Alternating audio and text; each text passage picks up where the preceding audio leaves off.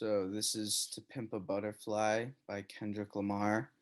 The album was inspired by Tupac Shakur, and it is a consistent inspiration to me. Um, Kendrick Lamar wrote this album to inspire others. He had a spark built in him through Tupac Shakur and even had a dream about Tupac coming to him in his dream. It's kind of crazy. The inspiration for the album To Pimp a Butterfly stems from his admiration of Tupac Shakur and his ideas. Tupac was a rapper in the 90s and in Kendrick's eyes, the greatest of all time. Tupac was also a revolutionist. He highlighted the pitfalls of capitalistic, systematically racist culture.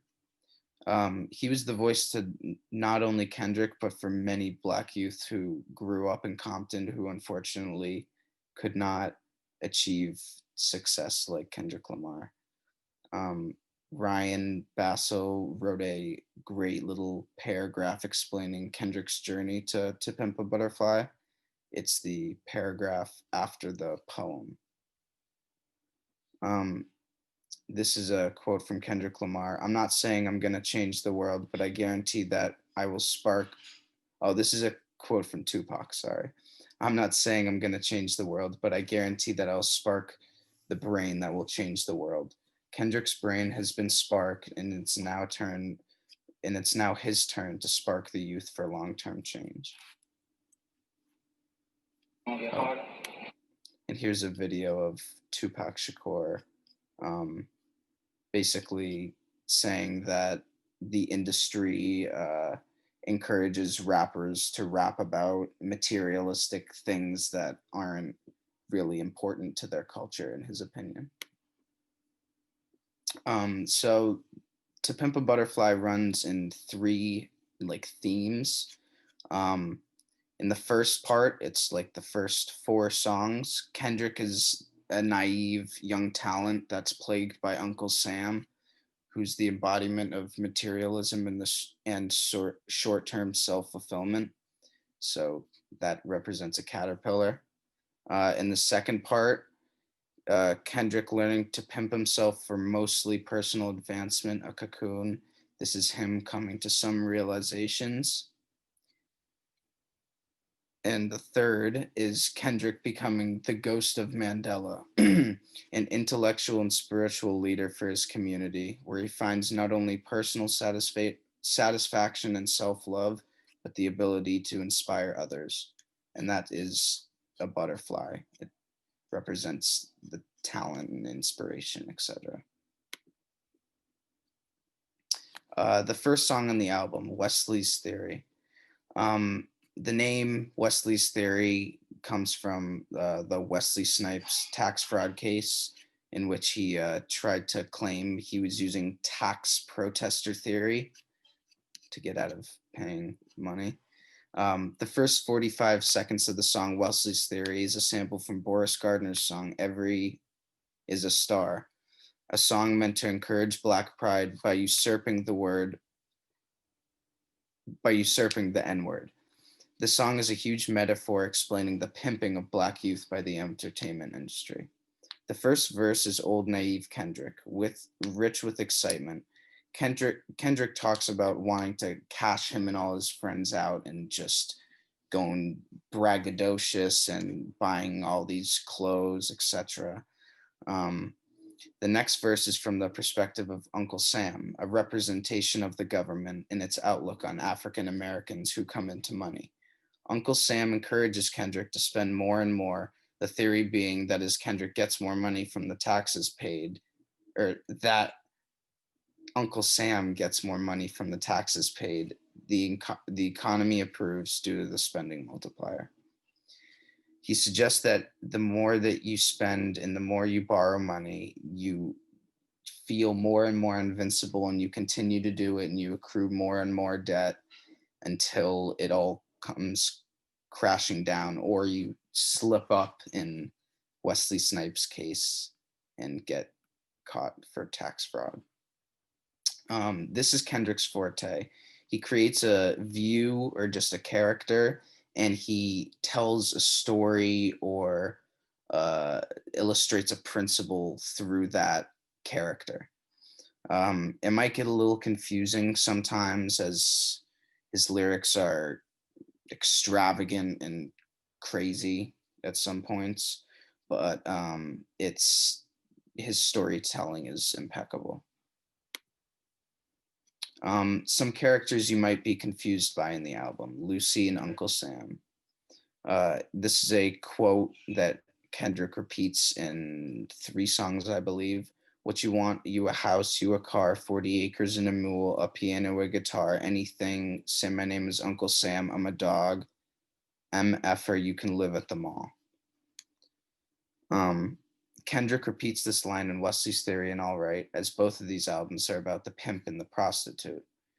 The prostitute being either a butterfly who's being pimped for their talent, or uh, the caterpillar who is being engulfed by its cocoon and cannot get out.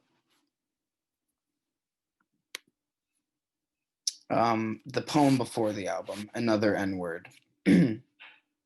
Another masterful idea of Kendrick's was to create a poem, Another N Word, about the genesis of the album, and then uses it within the album itself. From the very end of the third track, King Kunta, Kendrick recites the first and second lines of the poem in some subsequent tracks. The construction of the poem continues until the song Mortal Man, where he recites the whole poem.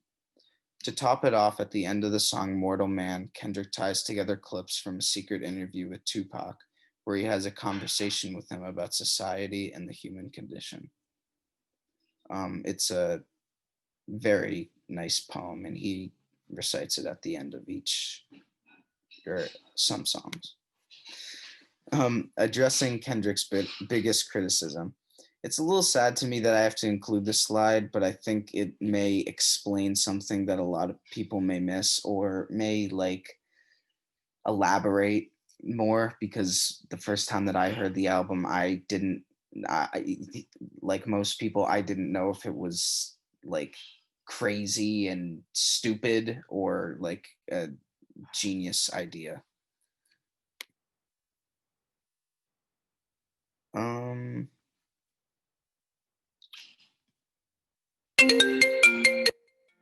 Jesus.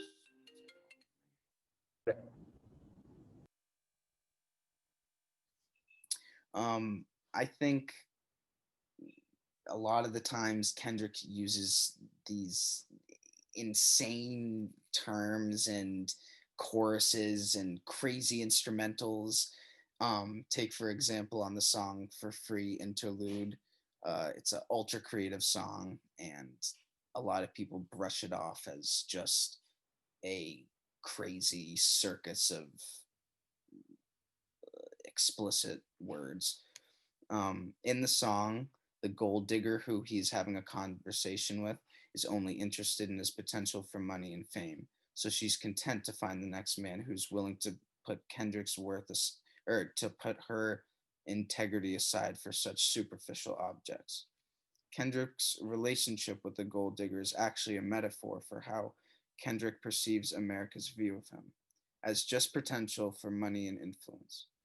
His intention in the song is to rail against the idea that the only way to make it as a black man is to be the embodiment of materialism, which is what Uncle Sam wants. And in the song, he actually says, or the woman that he's arguing with says, "I'll call my Uncle Sam." Um, the song "You," the song "You" is one of 2 songs with you and I. It's a song. It's the culmination of Kendrick's depression, 2 events, specifically his sister's pregnancy and his friend's death. The song "You" mimics Kendrick's spiral into alcohol and depression. The brass in the background captures his cries. This is an insane song. Music is meant to provoke emotion, and this does profusely. Um, there's not much of a need for me to decode the lyrics in this song. It's him plain and simply grappling with the fact that self fulfillment and keeping up with an image are arduous tasks. He demonizes himself and is unforgiving and scorning himself for the misplaced influence he's had, as his inability to protect those he loves, specifically his pregnant teenage sister. He's making money, but can't even reach his own sister. How can you help others if not your own family? And of what money? That's never helped him. He cries the woes of wealth in the song a lot. Another reason for his depression is the regret associated with his friend's death. Kendrick was on tour for Good Kid, Mad City when he told his friend who had just suffered an injury he had bigger stuff to do and continued going on tour. The friend ended up dying, and all that Kendrick saw of him was a FaceTime call. The dismissal that Kendrick speaks on this track is directly tied to the sounds of his lips smacking against the bottle of liquor, looking to forget. Kendrick groans that riches and fame can't save him and that being a good man is tough.